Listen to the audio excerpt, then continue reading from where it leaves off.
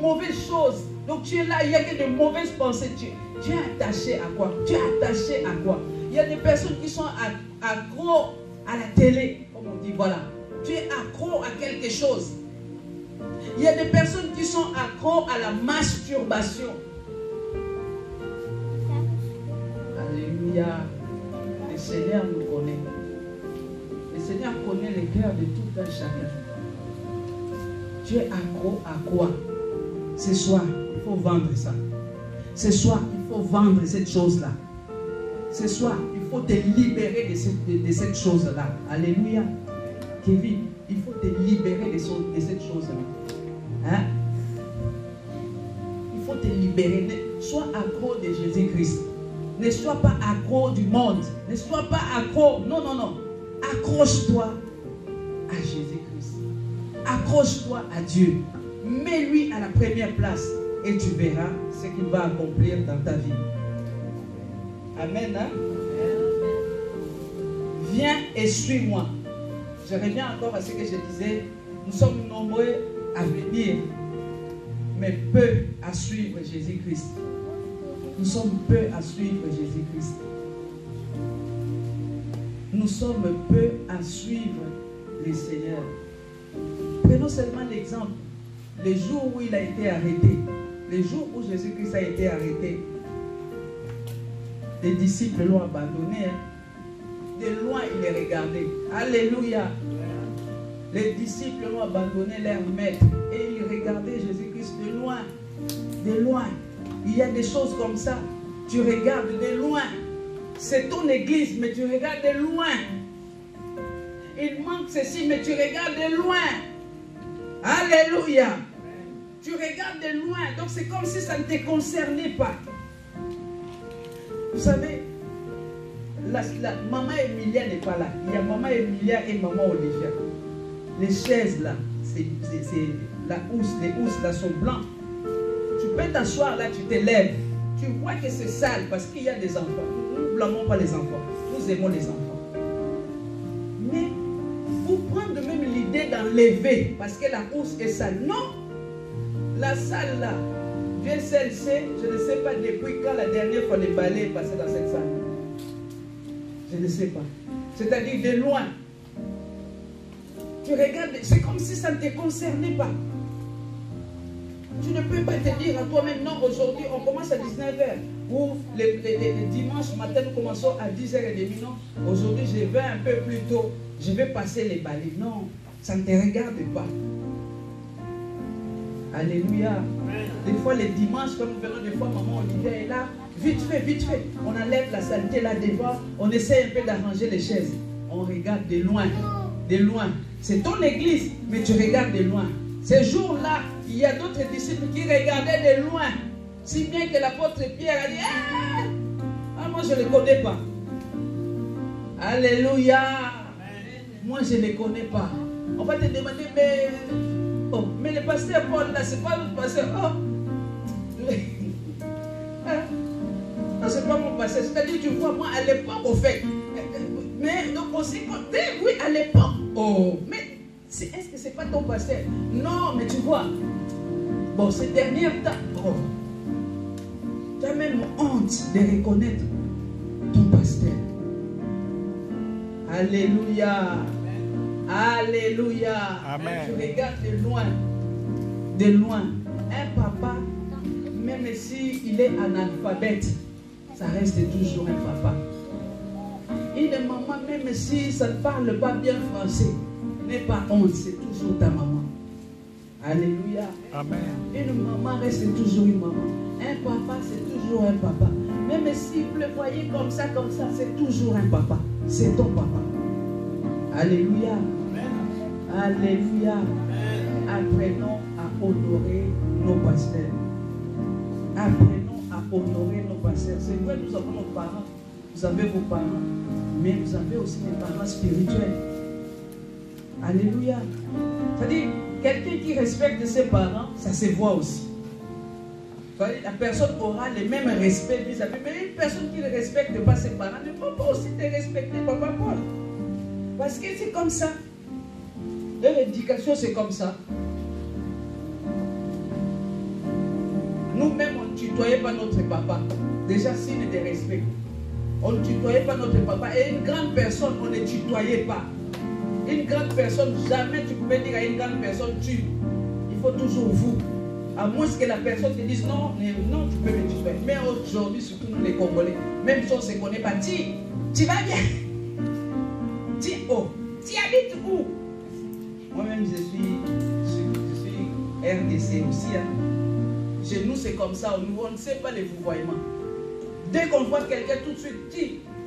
Même les chefs au travail, tu. J'avais un collègue comme ça. À l'époque, je faisais 4 heures de ménage au cosmétique Clarence. Là. Je faisais 4 heures de ménage le soir. Et un soir, comme ça, vous savez, cosmétique Clarence, là, c'est là qu'on fabrique les parfums Thierry Mugler, là. Thierry Mugler étoile. Et quand je travaillais là-bas jusqu'aujourd'hui, en fait, c'est un parfum que j'aime pas. Parce que j'ai tellement senti Thierry Mugler. Et quand je dis Thierry Mugler, ce n'est pas dilué là que vous voyez. C'était dans le fût, comme ça, des taux concentrés.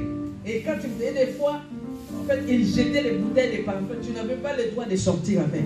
Et donc, qu'est-ce que je faisais, moi? Tu pouvais te parfumer, mais tu ne peux pas sortir avec. Donc, je me parfumais des fois, la tête partout. Si bien que je sentais Thierry Mugler. Et un jour, ce monsieur-là, bon, il est décédé. J'ai travaillé avec lui là-bas. Et lui, il a volé les gommages Clarence, là. Vous voyez les gommages. Mais c'est volé pour prendre parce que s'il jetait dans la poubelle, il jetait à la poubelle, mais on n'avait pas les doigts. S'il jette dans la poubelle, c'était pour la destruction.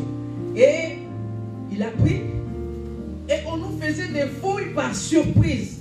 Par surprise, en fait, la directrice venait le soir à 21h comme ça, là. Et elle était là. Et fouille. Donc, tu déposes ton sac et tout. Et tu voyais les gens qui prenaient, couraient vite au vestiaire pour aller. Et le monsieur là est arrivé. Il avait mis ça dans les chaussettes. Il avait mis des crèmes, gommage, tout ça là, des trucs Clarence cher là. Et puis il arrive comme ça là. La directrice était là. Ah non, Congolais, on est fort. On est formidable. Merveille. Il arrive devant la directrice. Oh, Madame Danger, mais tu as dit que tu allais m'appeler. Tu as dit que tu allais m'appeler pour prolonger mon contrat. Mais c'est comment? Est-ce que c'est fini ce soir ou la semaine prochaine? On a bafouillé. Avec les tirs là, il est parti avec les tirs. Tu as dit que tu allais m'appeler. Bon, les contrats là c'est. Ah, tu vas m'appeler. Quand je dis tir, pas tu. Tu vas m'appeler. Tu vas. Oui, donc vous voyez les Français là, des Congolais. Et la directrice était là en train de sourire. Elle dit non, mais c'est bon, je vais vous appeler. Ah, d'accord. Bon, madame. Bonne soirée, donc tu m'appelles demain. Et puis, il est passé avec. Il est passé avec. Alléluia. Il est passé avec sans fouille. Et au sortir, il m'a donné. Il a dit tiens, j'ai pris ça. Oh.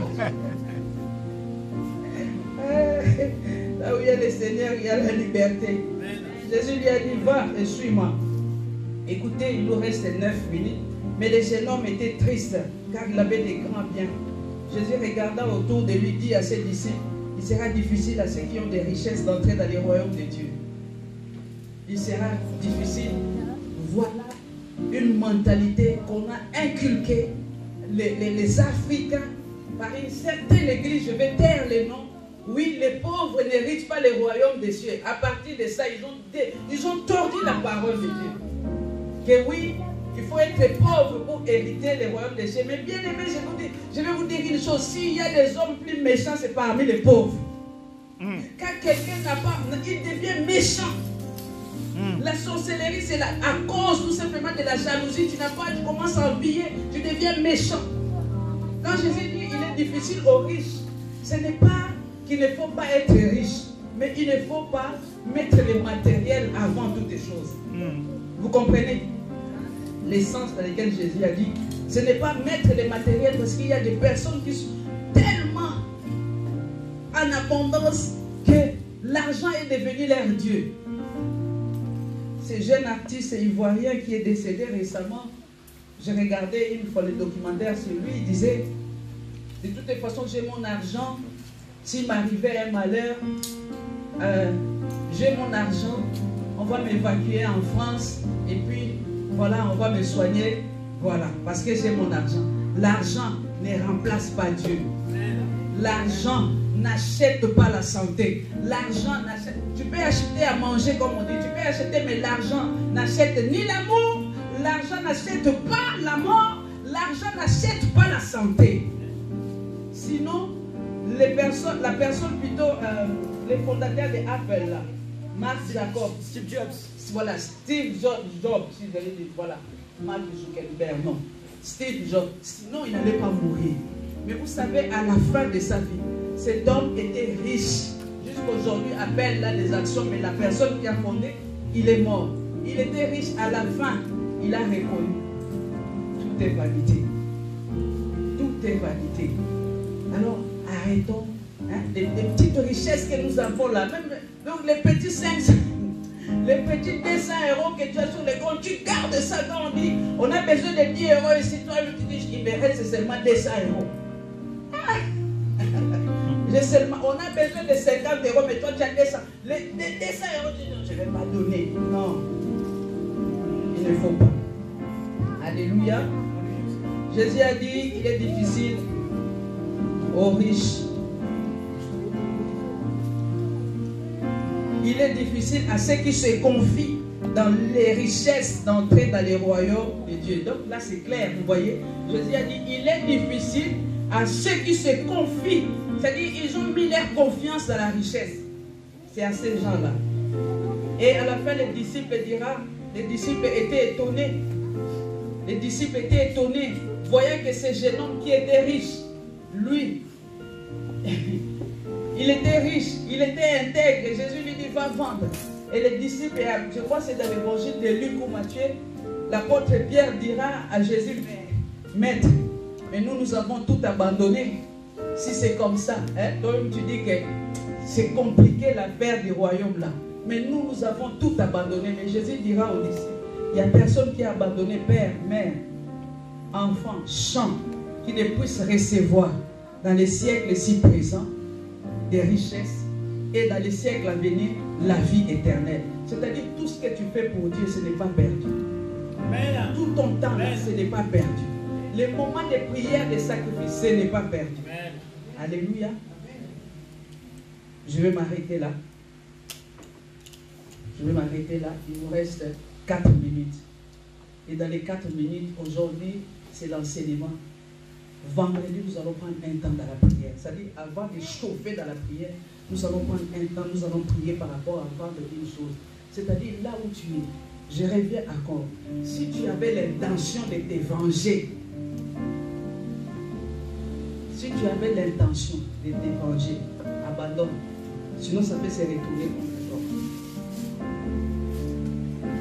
Si tu avais, ou si tu as l'intention de te venger, ne le fais pas. Ne le fais pas. Sinon, ça risque de se retourner contre toi.